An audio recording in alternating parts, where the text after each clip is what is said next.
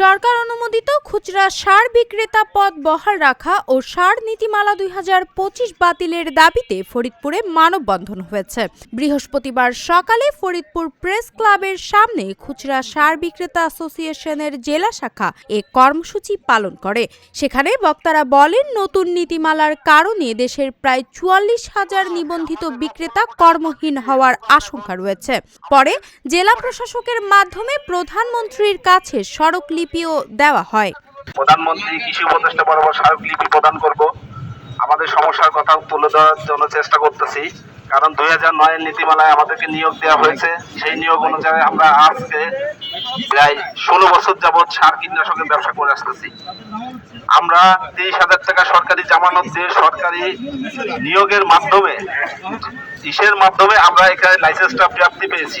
এই লাইসেন্সটা পাওয়ার পরে আমরা ব্যবসা পরিচালনা করে আসতেছি। আমাদের ফরিদপুরে প্রায় ৭৩০ জন খুচরা সার ব্যবসায়ী আছেন, তারা এখন হুমকির সম্মুখে পড়েছেন।